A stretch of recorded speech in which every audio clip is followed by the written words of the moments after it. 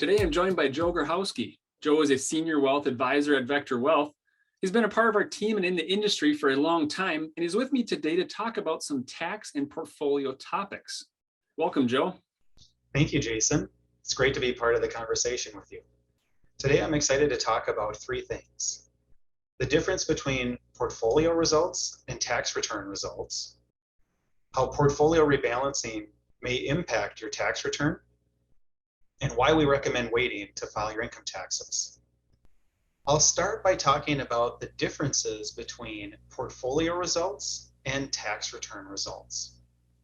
Your tax return results, and more specifically, the realized capital gain or loss amount, is specifically tied to the realized activity in that given year. Whereas your portfolio results are driven by a combination of the realized activity and unrealized activity. And that's the key difference.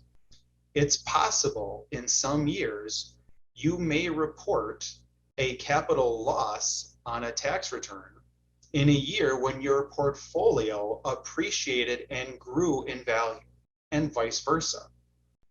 The next thing I'd like to talk about is how portfolio rebalancing may have an impact on your tax return.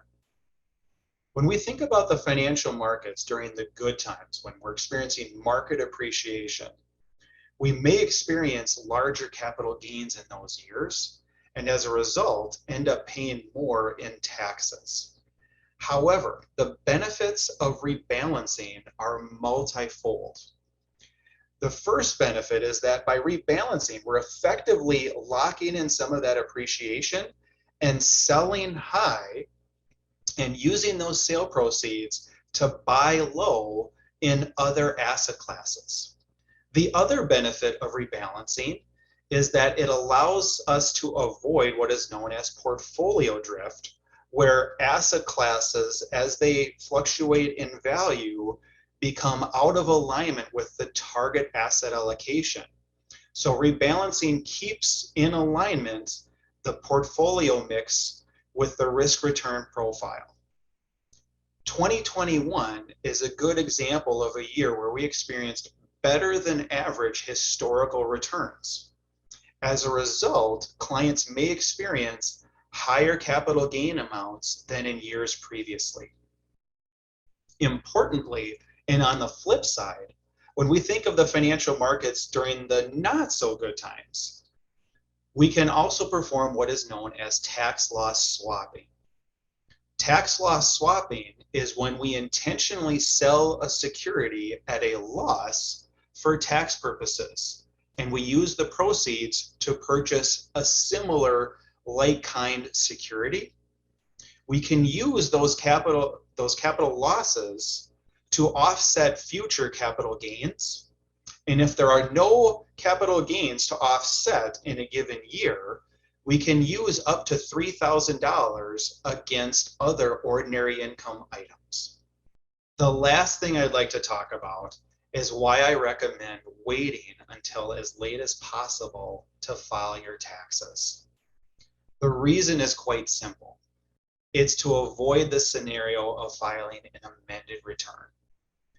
That can be time-consuming and also potentially costly.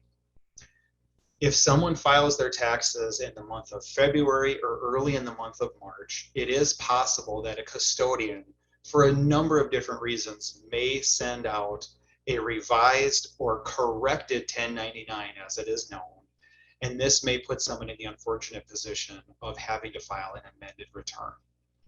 To avoid this, by simply waiting until the end of the month of March or early in the month of April, even if there were a corrected 1099, one would expect to have it by then, and you can file confidently that there won't be a need to file an amended return.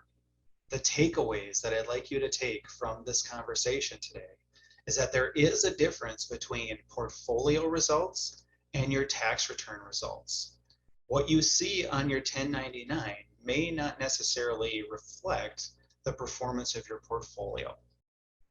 Thanks, Joe, for joining today. As Joe alluded to, portfolio results and tax return results are related but different. If you have specific questions about this topic or your situation, please let us know. We are here to help.